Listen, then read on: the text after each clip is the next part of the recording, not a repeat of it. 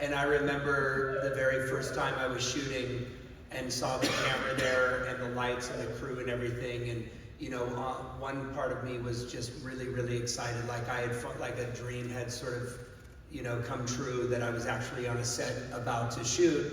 But then another part of me wanted to run away. I was absolutely terrified, really. It was like, it was unbelievably nerve-wracking.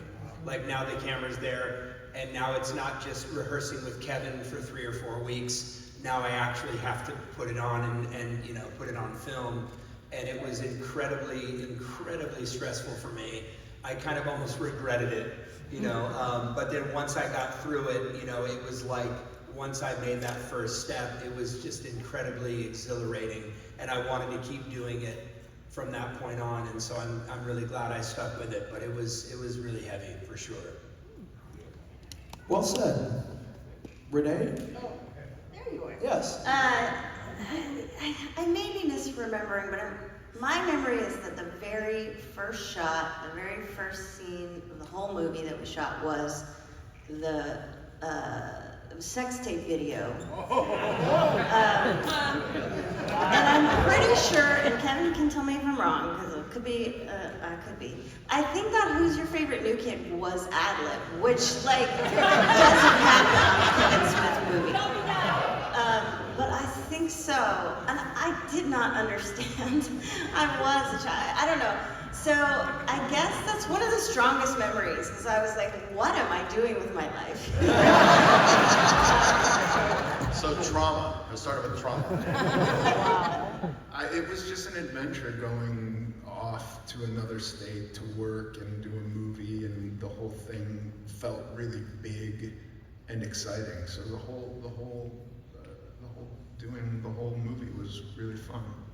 Yeah, it was, for me, obviously coming off what was this weird kind of indie Cinderella story ride of Clerks and Sundance and Cannes and all this other stuff. And then he asked me to be a part of his next movie. He was like, oh shit, I guess I did all right then. He's bringing me on to his next movie. To fly up to Minnesota and go up to Minnetonka to the Eden Prairie Mall and be like, we have the whole mall to ourselves? Like, as a Jersey guy, I'm like, that's nearly fucking impossible. How are these stores not filled? I'm like, well, it just got built. I'm like, this is great.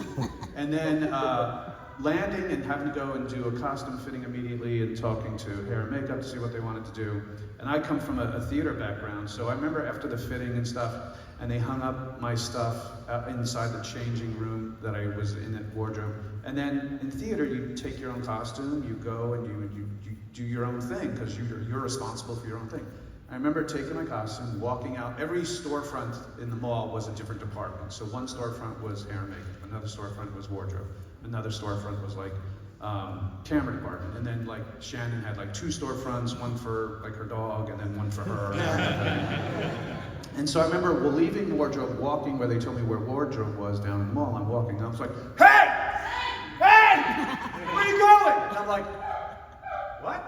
And they're like, you gotta bring that back. I'm like, what? And the guy just grabbed me like, that's my fucking job. I'm like, oh, sorry. I realized I'm from the oh, shut up, theater kid. And I was like, all right. Because it was a union. It was like everybody had their gig, and I was just like, oh shit, this is serious shit. I'm like, do I call someone? Do I have to go to the bathroom? Do they have to bring me toilet paper? Like, what do I do?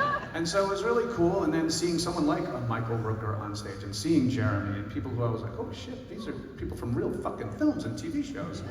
And I just became like really like wowed. And then it was really cool. Jeremy was super warm.